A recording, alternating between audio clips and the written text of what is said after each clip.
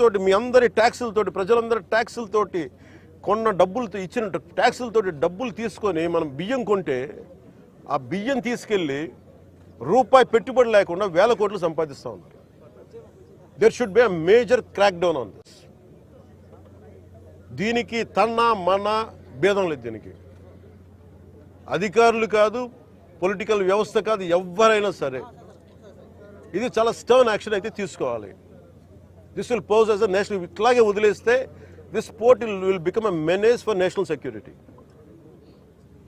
గత ప్రభుత్వం నేను మొత్తుకుంటా ఉన్నాం, మేము ఇబ్బందిగా ఉంది మాట్లాడి. నేను నాకు ఎంత ఆశ్చర్యం, ఎంత డీప్ రూటెడ్ నెట్వర్క్ అంటే, నేను వస్తానంటే నన్ను ఇప్పటికీ 2 months నుంచి ఆపేశారు, నన్ను రానివ్వకుండా.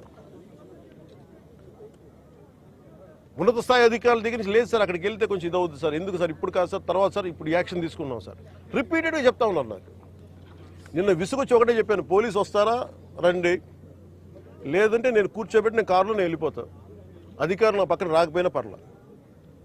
ఈ నిర్ణయం తీసుకొని ఇక్కడికి వచ్చింది. ఇది ప్రజలకు తెలియాలి. ఇది కొండబాబు గారు కానీ, నాదెండ్ల మనోహర్ గారు కానీ, మా మనకి జిల్లా వైపు నుంచి కానీ మేము పర్యటనలో మేము పదే చెప్పాం.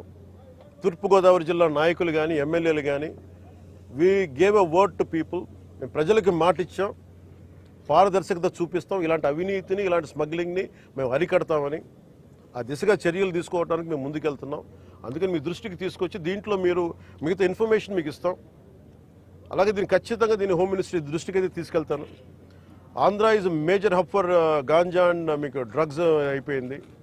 ఇక్కడి నుంచి ఎంత డ్రగ్స్ వెళ్ళిపోయినా కూడా మనకు తెలియదు. ఈ రోజున కళ్ళ ముందు మొత్తుకుంటున్నాయి. అదే అడిగాను అందాక మన సెక్యూరిటీ అధికారిని, నీ కళ్ళ ముందు మీకు ఇది కనిపిస్తూ ఉంది, tomorrow it could be weapons also కదా అన్నాను. దానికి మీరేం చర్యలు తీసుకున్నారు బీయింగ్ ప్రైవేట్ పోర్ట్ అంటే? పాప ఆయన ఏం చేస్తాడైనా